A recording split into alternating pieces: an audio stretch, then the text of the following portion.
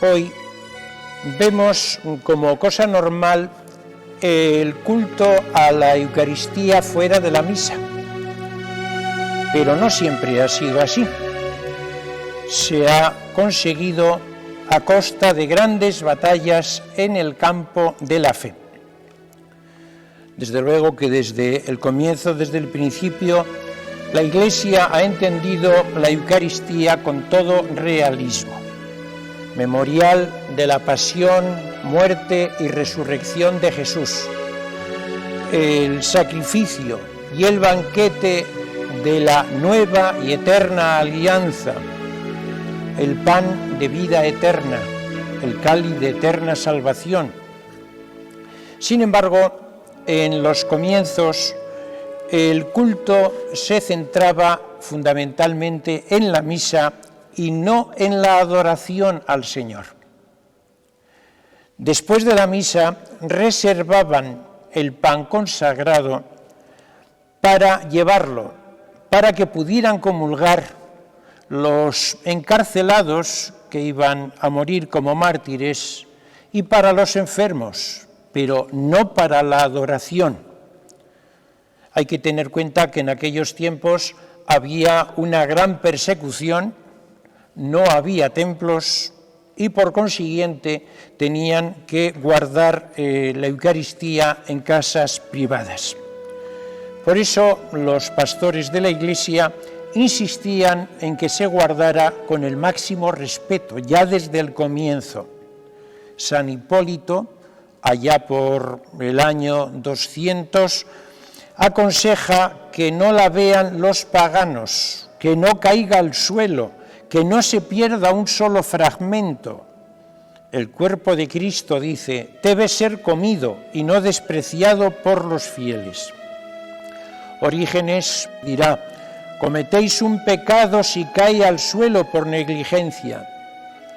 Y recordemos que el año 258, un jovencito, Tarsicio, que llevaba la comunión a los que estaban en la cárcel para ser devorados por los leones, precisamente por defender la Eucaristía, murió mártir. Cuando ellos recibían el pan consagrado, como digo, para llevarlo a los enfermos o a los mártires, lo envolvían con todo cuidado en un paño blanco de lino que llamaban dominicale. Lo introducían en un cofrecito y lo colocaban en lugar seguro, con el máximo respeto. Llega un momento, allá por el siglo IV, en que cesan las persecuciones y entonces comienzan a existir los templos. Por eso desaparece la costumbre de llevarse la Eucaristía a casa, pues ya pueden guardar la Eucaristía en los templos. Hay unas constituciones llamadas apostólicas en torno al año 400 que piden que después de la comunión las formas consagradas que sobren sean llevadas a un sacrarium, ya se llama así, después lo explicaremos mejor.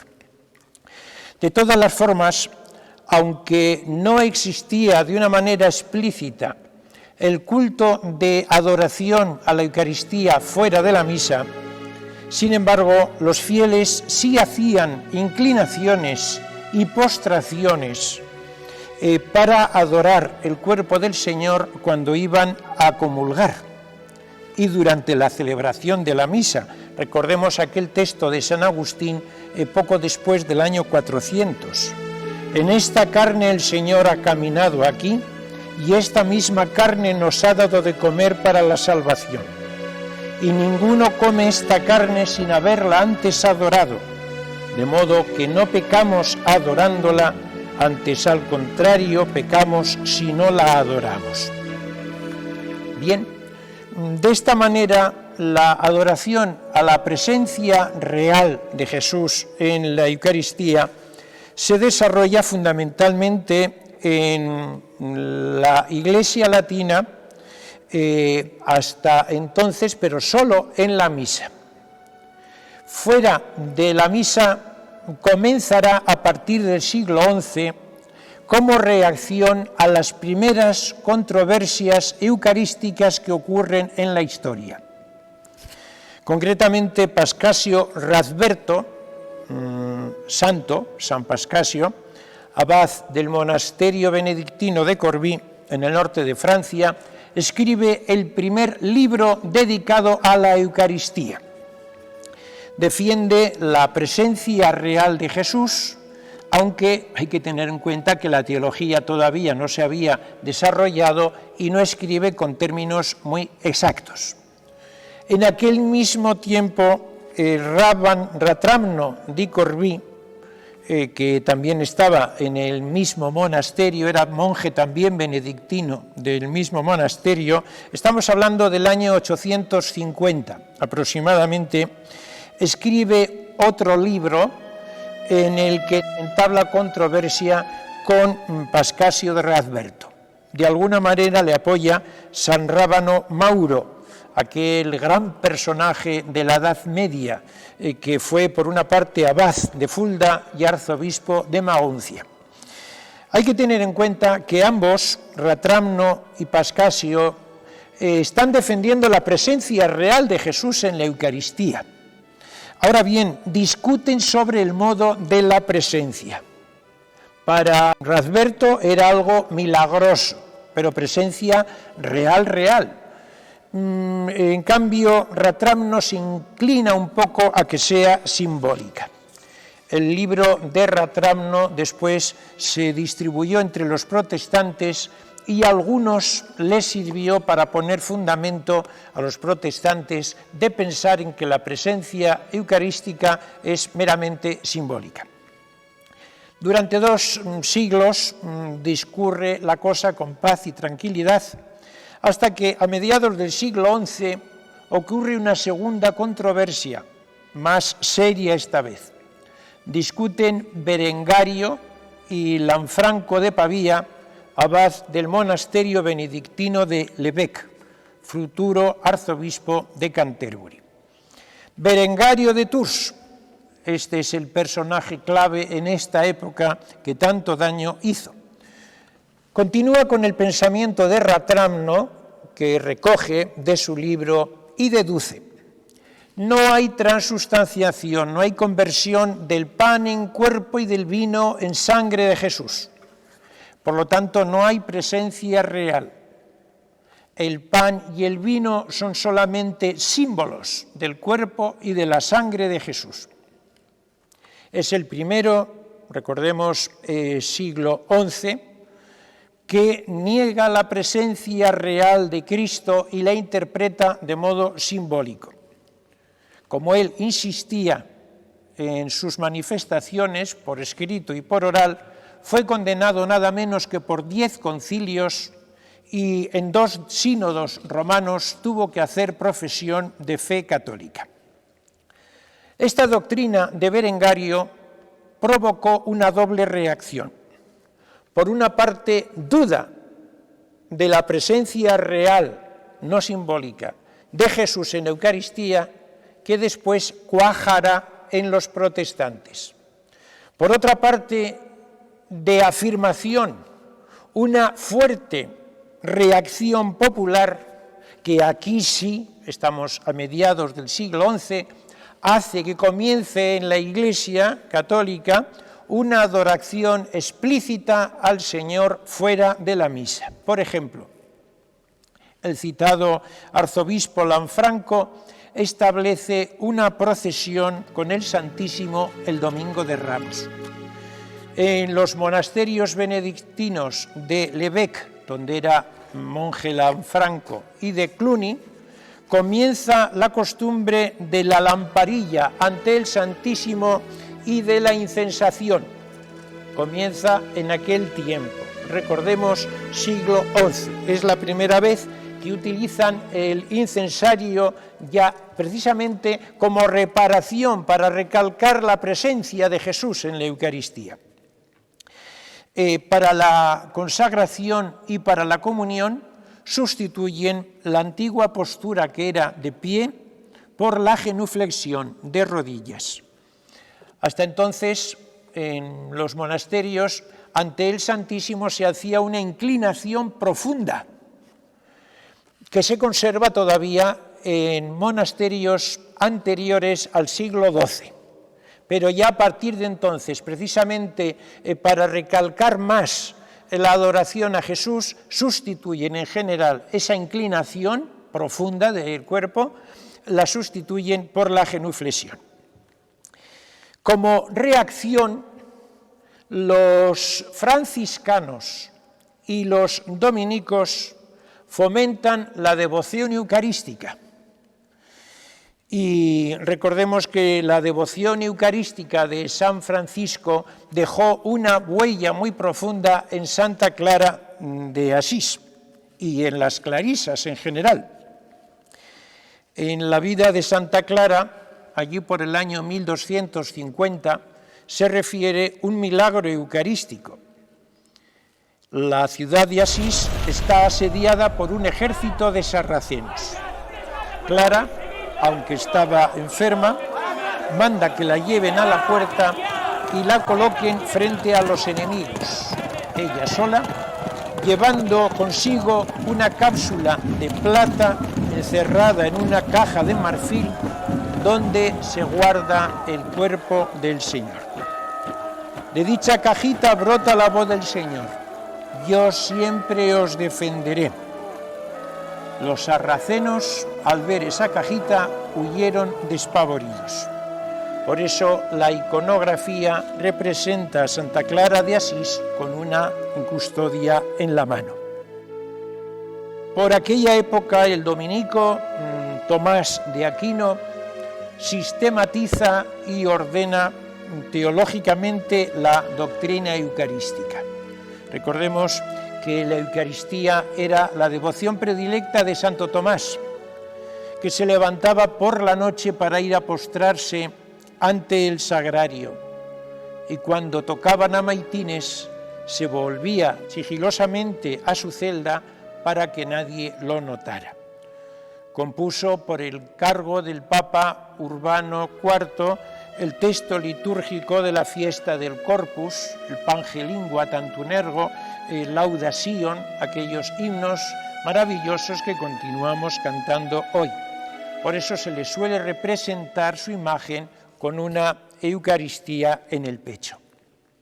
A continuación es la época de los grandes maestros espirituales con devoción eucarística. Recordemos a los franciscanos San Buenaventura, Roger Bacon, la terciaria franciscana Santa Ángela de Foligno, los dominicos Juan Taulero y Enrique Suso, el canciller de la Universidad de París, Gerson, Dionisio el Cartujano, etc. Bien, estamos en la época en que aparecen modos expresos de piedad eucarística fuera de la misa que han quedado hasta hoy. Vamos a ver brevísimamente su evolución. En las constituciones apostólicas, llamadas así, que datan del año 380, se pide que las hostias consagradas que sobren de la comunión se lleven a un lugar contiguo a la nave central, llamado sacrarium. De ahí vienen los nombres de sagrario y de sacristía. El Santísimo se guardaba en un armario bajo llave, en la sacristía.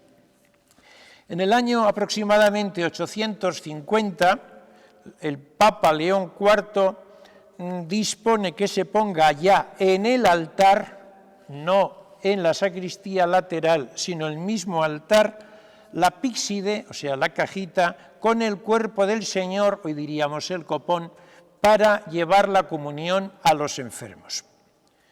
En el siglo XI se guarda en un recipiente con forma de paloma, la columba eucarística, que se suspende de un baldaquino encima del altar.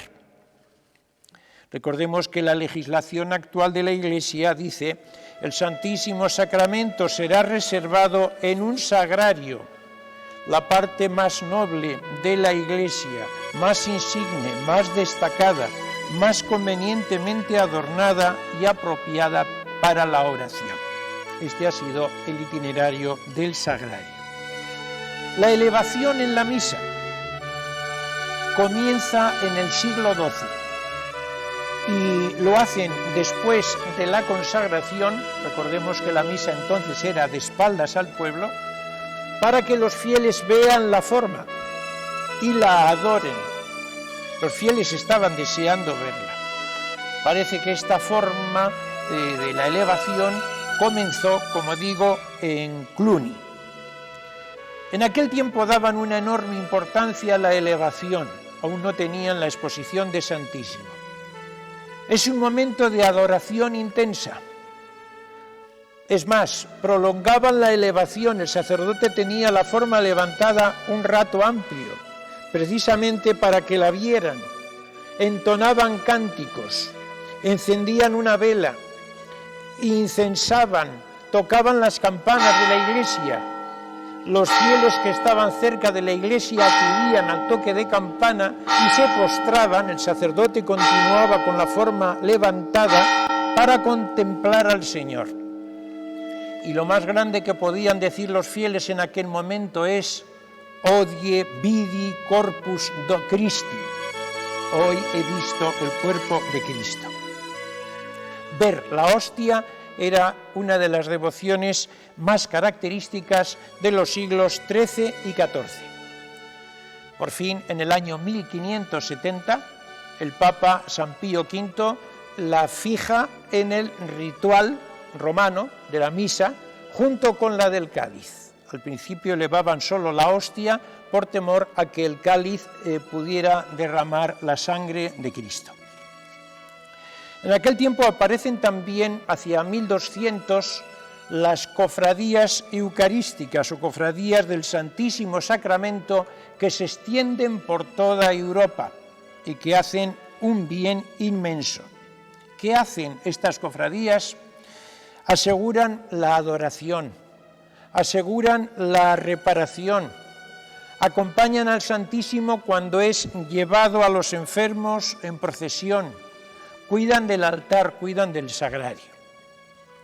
Y tenemos algo importante, la fiesta de Corpus Christi. El año 1208 se aparece el Señor a Santa Juliana, nacida en Gethín, cerca de Lieja, en Bélgica. Tenía 15 años. Era religiosa del monasterio agustino de Montcornillon. Y el Señor le pide: yo deseo en mi iglesia una fiesta particular en honor de la Santísima Eucaristía. En ella los fieles se fortalecerán en el amor a Jesucristo y repararán los pecados contra la Eucaristía. Juliana transmitió este encargo al padre Santiago Pantaleoni, que entonces no pudo hacer nada. El clero de Lieja se opuso, calificando esta fiesta de inútil y a Juliana de visionaria. Por consiguiente, aquello quedó parado. Pero al Señor le interesaba. Y unos años después, en 1263, tenemos el famoso milagro de Bolsena que conmocionó a Europa. Recordemos que en aquel momento se estaba difundiendo la herejía de Berengario, que negaba la presencia eucarística del Señor. Un sacerdote de Bohemia llamado Pedro de Praga tenía dudas sobre la presencia de Jesús en la Eucaristía cuando él consagraba la misa. Decidió irse en peregrinación a Roma para que ante la tumba de San Pedro Dios le concediera fe en la presencia real. Durante su viaje tuvo que pernoctar en la ciudad de Bolsena. Y efectivamente a la mañana siguiente, cuando iba a celebrar la misa en la iglesia de Santa Cristina, tuvo una respuesta de Dios a sus dudas. En el rito de la fracción de la hostia, consagrada en la misa, comenzó a salir sangre abundante de la hostia, como de una herida abierta, brotaba a borbotones, caía sobre el cáliz, se desparramaba en el altar. El sacerdote, fuera de sí, no sabía qué hacer en aquel momento, cogió los corporales, la forma, el cáliz y se trasladó a la sacristía, dejando manchas de sangre por el suelo. Posteriormente, tengamos en cuenta que esta sangre ha sido analizada y se demuestra que es sangre humana, se puede ver todavía en Bolsena. Lo guardó en un armario en la sacristía y él se fue a Orvieto, a unos 30 kilómetros, donde entonces estaba el Papa Urbano IV. El Papa envió al obispo de Orvieto para que le llevase esa hostia desde Bolsena y los corporales. Lo llevaron en procesión y el Papa en Orvieto lo recibió de rodillas. Esta escena fue inmortalizada por Rafael en un fresco, la Misa de Bolsena, que se conserva en el Vaticano. El Papa Urbano IV era aquel padre Santiago Pantaleoni, a quien Juliana le había hecho partícipe de la petición del Señor, que había llegado a Papa en 1261. Recordó lo pedido por Juliana, por el Señor, en 1208 y publicó la bula Transiturus de Mundo, 1264, estableciendo la fiesta del Corpus Christi en todo el mundo. También encargó a Tomás de Aquino y a Buenaventura, grandes santos, la preparación del oficio litúrgico de esta fiesta y la creación de himnos para celebrar la presencia de Jesús en la Eucaristía. Comenzó Santo Tomás, Pange lingua gloriosi corporis mysterium, sanguinisque preciosi. Conocemos el texto. Oyéndolo, Buenaventura, que estaba a su lado, rompió el texto que había preparado él, pensando que no podía superar al de Santo Tomás. Esta nueva devoción al principio encuentra oposición en el Cabildo de Lieja. Decían que bastaba la misa diaria. Y de hecho, durante muchos años, casi 60 años, la bula del Papa queda como escondida. Sin embargo, poco a poco se va instituyendo la fiesta del Corpus Christi en distintas ciudades de Europa. En España la más antigua es de Toledo, en 1280. Recordemos que se celebraba con mucha solemnidad. El mismo emperador Carlos V, en alguna ocasión en Barcelona, en la procesión llevaba los varales del palio.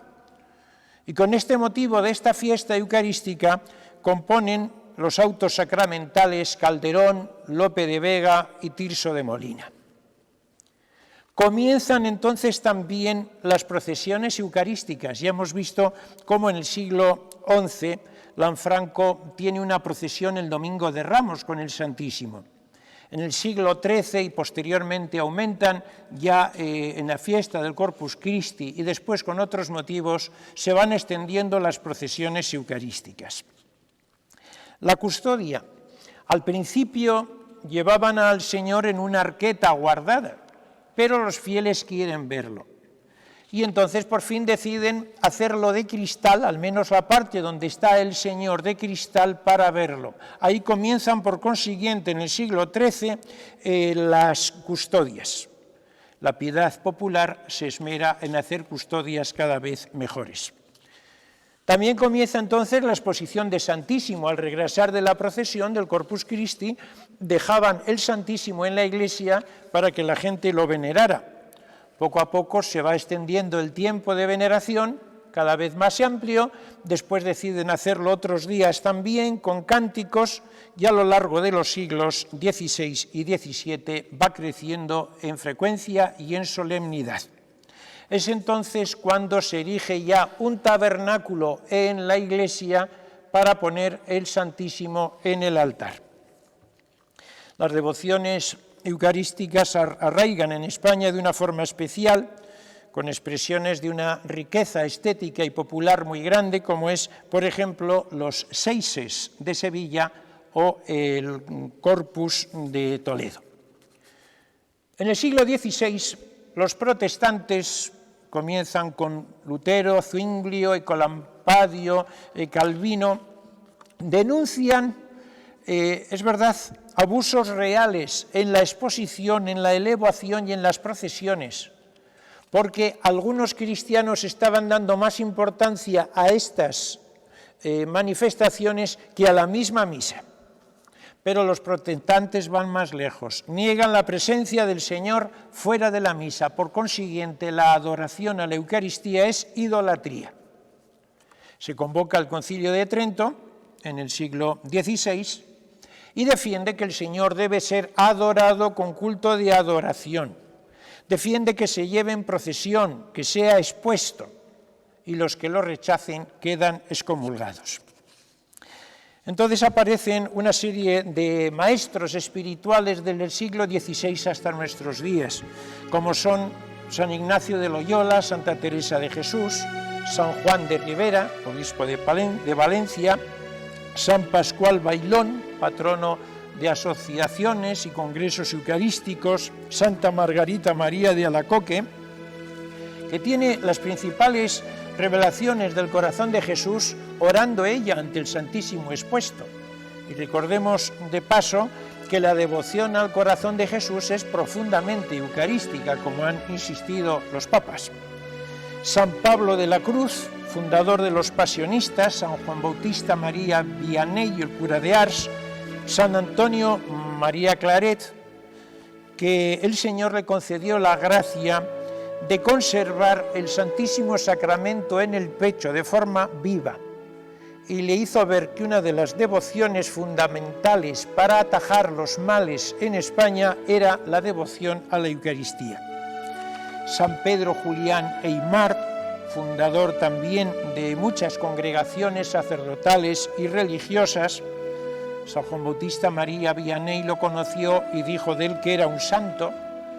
En Palencia, el beato Manuel González, y no olvidemos el padre Pío de Pietrelcina. Aparece también entonces la adoración nocturna en 1848.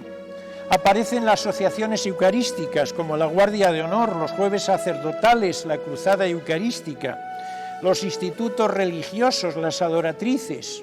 El obispo ya citado Manuel González funda las Marías de los Agrarios y Misioneras Eucarísticas de Nazaret, la Comunidad de las Bienaventuranzas, el Hogar de la Madre, los Apóstoles de los Corazones de Jesús y María, y tantas asociaciones e institutos dedicados de una forma especial a la Eucaristía.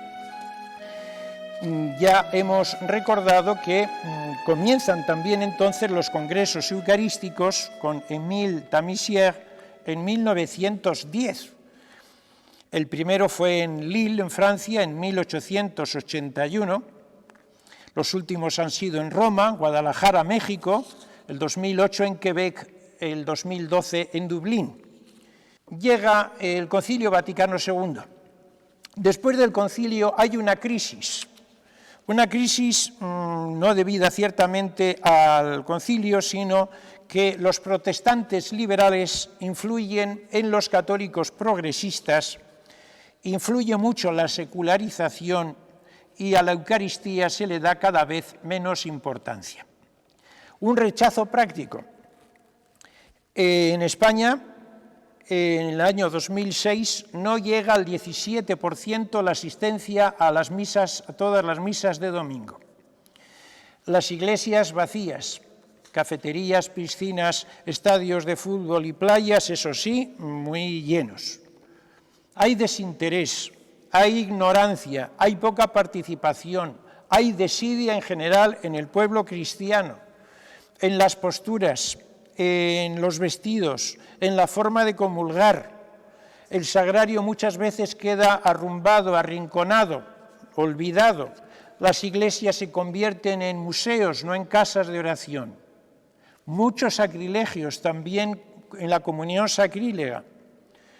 Muchos ya dudan o niegan la presencia real de Jesús en la Eucaristía y niegan el sacrificio, que la misa sea un sacrificio.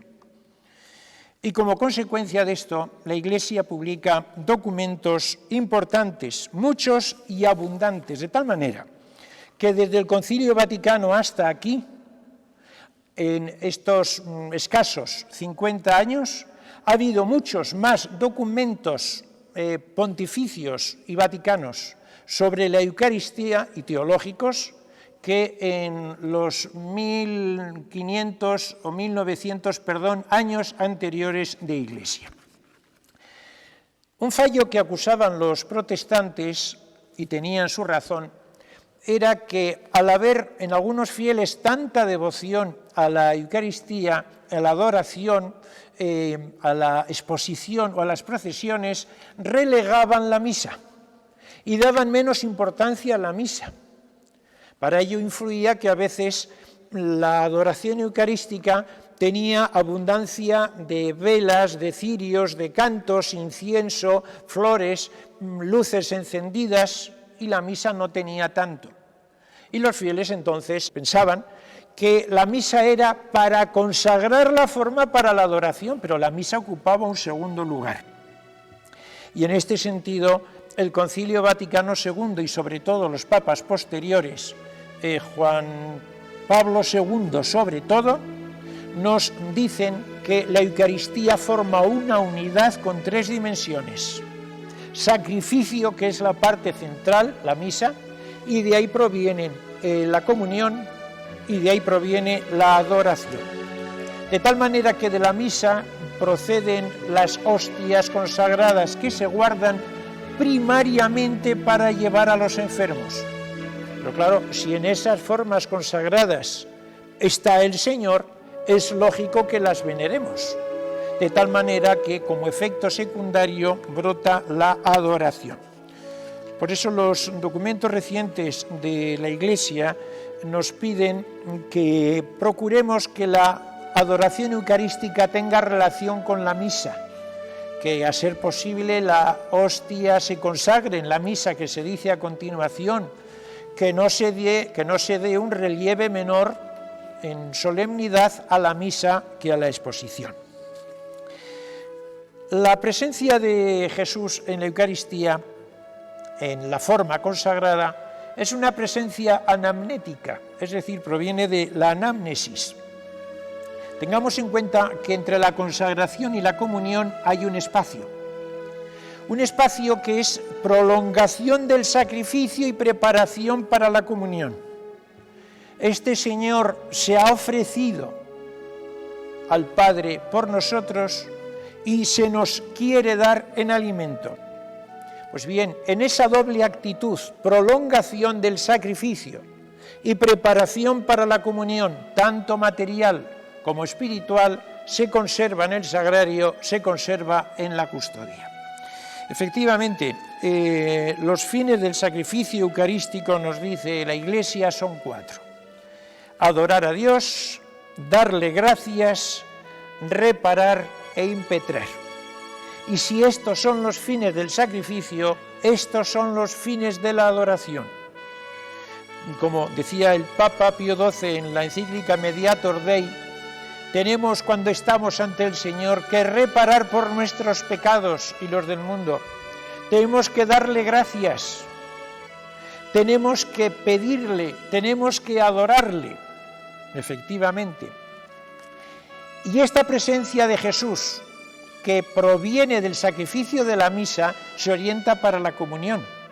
Y hasta que no se nos dé la hostia que adoramos en la comunión material, sacramental, debemos comulgarla espiritualmente con nuestra adoración. Es muy interesante, por consiguiente, pensar que nuestra adoración al Señor es como prolongación de la misa y al mismo tiempo una comunión adelantada. Todo esto se realiza en la adoración. El Papa Pablo VI, en la encíclica Mysterium Fidei, dice: la Iglesia Católica no solo ha enseñado siempre la presencia del cuerpo y sangre de Cristo en la Eucaristía, sino que la ha vivido también adorando siempre, sacramento tan grande, con culto latréutico que solamente es debido a Dios. Pablo VI. Juan Pablo II, solamente por coger un texto, mediante la adoración, el cristiano contribuye a la transformación del mundo cuando estamos orando ante el Señor, a la difusión del Evangelio, arrastra consigo al mundo entero y lo eleva a Dios. Por eso quienes están ante el Señor prestan un servicio eminente. Qué bonito, es importante conversar con Cristo, inclinados sobre el pecho de Jesús, como el discípulo amado puede tocarnos el amor infinito de su corazón. Pero sobre todo me atrevo a decir, recientemente el Papa Benedicto XVI, ya en la Jornada Mundial de la Juventud de Colonia, poco después de comenzar su pontificado, dice: el padre Delp, jesuita mártir de los nazis, afirmó que no hay nada más importante que la adoración. Lo dijo en su tiempo, cuando parecía que una adoración destruida destruía al hombre. En nuestro nuevo contexto hoy, de la adoración perdida y por tanto del rostro perdido de la dignidad humana, debemos comprender la prioridad de la adoración y ser conscientes de que no se trata de un lujo, sino de una prioridad. Donde no hay adoración, dice el Papa, el hombre no puede progresar. No es, por lo tanto, la adoración un lujo, un tiempo extra, sino algo fundamental, no solo para el cristianismo, sino para la misma humanidad. Añade: para mí es conmovedor ver cómo por doquier en la Iglesia se está despertando la alegría de la adoración eucarística y se manifiestan sus frutos. Efectivamente, en todas las partes del mundo donde la Iglesia está viva, florece la adoración. Donde la Iglesia está muerta, no.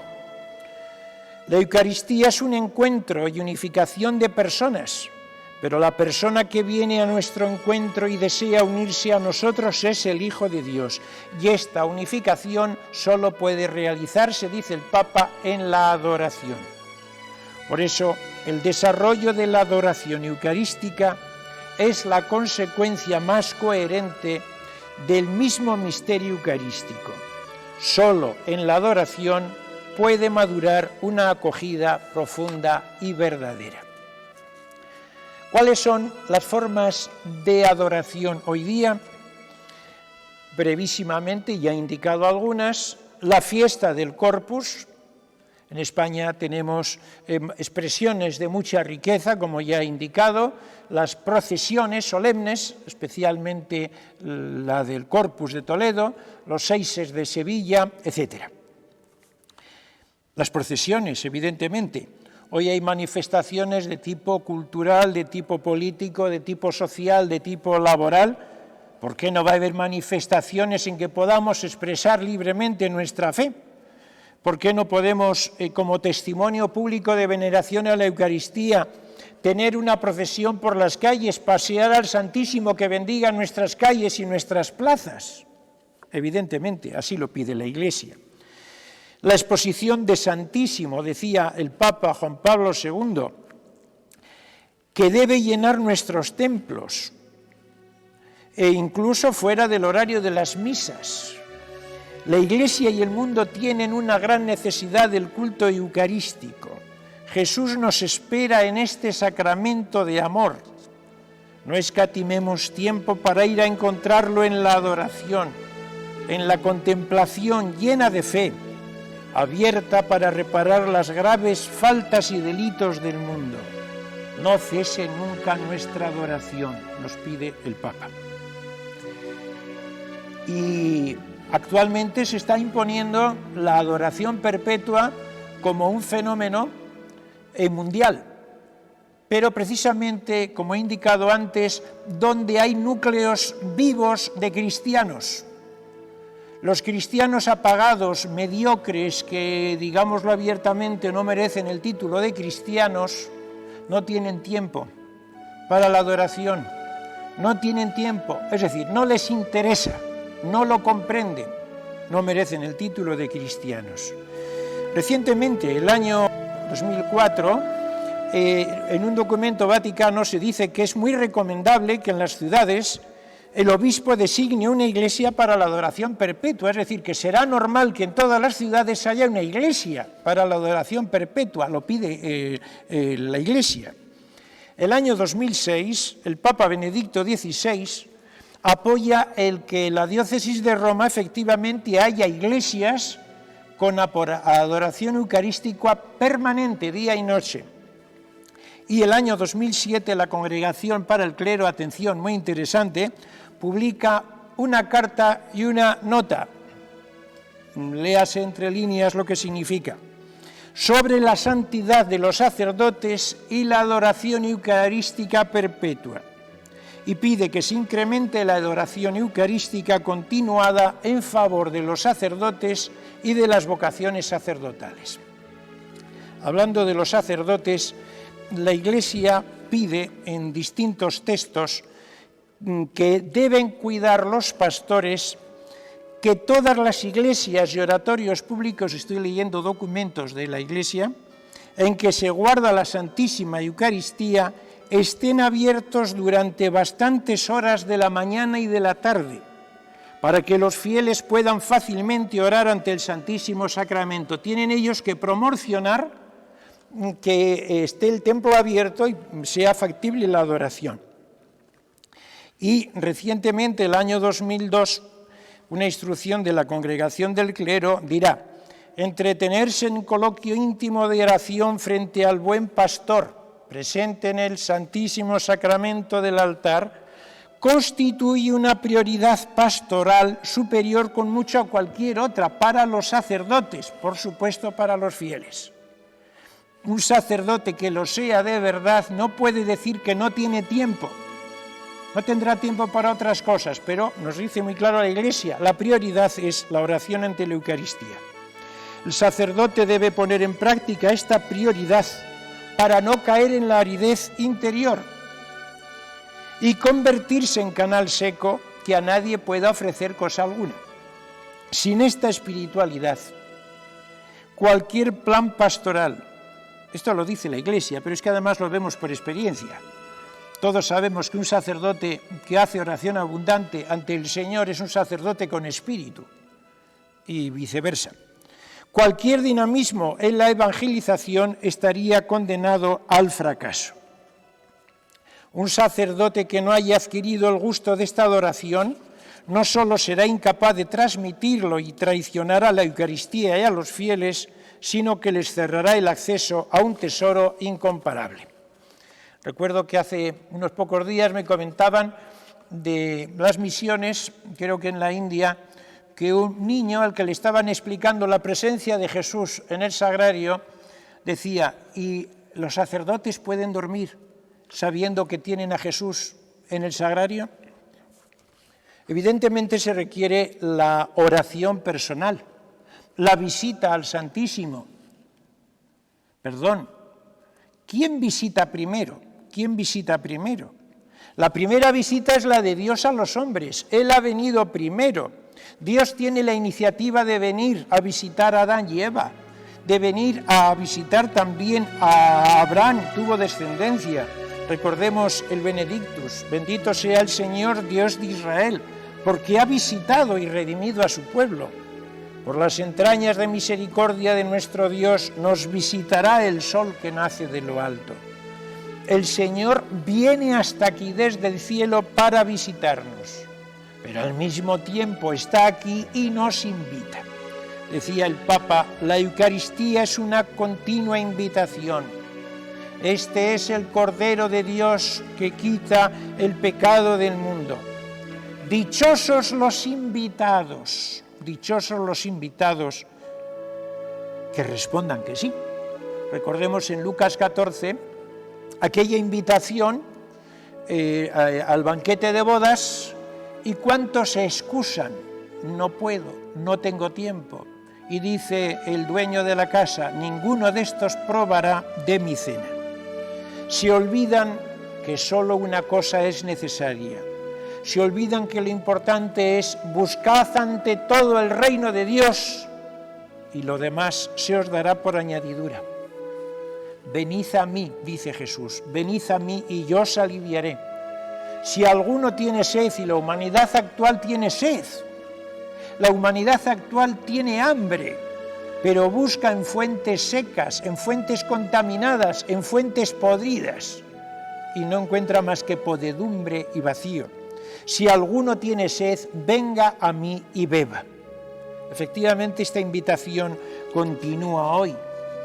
Venid, ¿dónde vives?, le preguntaron Juan y Andrés a Jesús. Venid y lo veréis.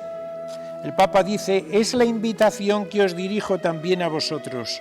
Venid y veréis dónde vive el Maestro. Vive en la Eucaristía. Hoy nos lo dice a nosotros. Como en el episodio de la Samaritana, Jesús es el primero en llegar. Es el primero en buscarnos. Es el que nos pide de beber. Jesús tiene sed, porque Jesús nos desea. Nuestra oración es el encuentro de la sed de Dios y de la sed del hombre. Dios tiene sed de que el hombre tenga sed de Él. Nuestra oración es la respuesta de amor a la sed de Jesús. Naturalmente nos hubiera gustado estar con Jesús, oírle como Nicodemo aquella noche de Jerusalén, poder abrazarle los pies como la Magdalena, poder tocarle como Tomás, tenerle en brazos como los pastores. Evidentemente que nos hubiera gustado apoyar la cabeza en su pecho como Juan en la última cena. Pero más que nosotros, Jesús quiere tocarnos, Jesús quiere abrazarnos, Jesús quiere hablarnos y quiere llenar nuestro corazón. Y por eso hace el milagro más grande de todos los que ha hecho, y atención, el milagro más grande que un Dios pueda hacer. No puede hacer otro mayor. Antes de que le quiten la vida, Él mismo voluntariamente se adelanta a entregarla y la deposita en la mesa de la última cena convertida en pan y vino. El pan y el vino simbolizan la realidad que hay ahí, el cuerpo y la sangre de Jesús. Es la más sorprendente de las intervenciones divinas, que no acabamos de admirar profundamente. La genialidad que el liturgista Nicolás Cavasilas, de Tesalónica, del siglo XIV, califica con una expresión muy apropiada, manicón eros. Los orientales lo entienden muy bien, locura de amor. Solamente la Eucaristía se entiende cuando se comprende que es una locura de amor y que solamente es comprendida por aquellos que aman. Los que tienen un corazón frío no pueden entenderlo. Ahí está Jesús, Emmanuel, Dios con nosotros significa Emmanuel. Cuando se hace hombre, se despoja de la apariencia de divinidad y parece solo hombre. Pero al hacerse Eucaristía, se despoja también de la apariencia humana, parece pan. Y ahí está Jesús activo. En la Eucaristía vive y actúa. En esa Eucaristía está Jesús, Dios y hombre verdadero. En esa hostia consagrada se compendian todas las palabras de Jesús, las que dijo entonces y las que dice ahora. De tal manera que Él está hablando, Él es la palabra hecha carne. Y merece la pena que vengamos para oírle, para escucharle, porque Él nos habla si sabemos escuchar. También nosotros podemos hablarle y desahogarnos y contarle nuestros problemas. En esa hostia consagrada está toda su vida. Si leemos el Evangelio a los pies de la Eucaristía, vemos que ahí está concentrada, condensada toda su vida. En esa hostia consagrada está su pasión y su muerte. En esa hostia consagrada está la gloria de su cuerpo resucitado. En esa hostia consagrada está su corazón palpitando de amor por nosotros. Dejémonos amar, tenemos un corazón demasiado frío. Ese es nuestro problema, nuestra pandemia más profunda. Más que epidemia, pandemia, un corazón frío, seco. Necesitamos calentarle, necesitamos estar horas delante del Señor para que nos caliente.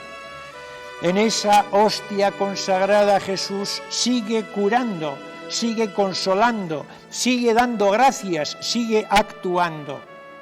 Recordemos que tiene un poder mayor que cuando actuaba en su vida pública en Israel, porque entonces Jesús todavía no había sido glorificado. Después de la resurrección dice, se me ha dado todo poder en el cielo y en la tierra. Y ese Jesús, hombre Dios con pleno poder, está ante nosotros en la Eucaristía. Esta hostia consagrada es la fuente de agua viva de donde brotan continuamente tesoros de gracias. Es cuestión de amor, para resumir. Por parte de Jesús, es una historia de los grandes amores de Dios, su encarnación, su vida, su pasión, su muerte, su resurrección, compendiadas en la Eucaristía.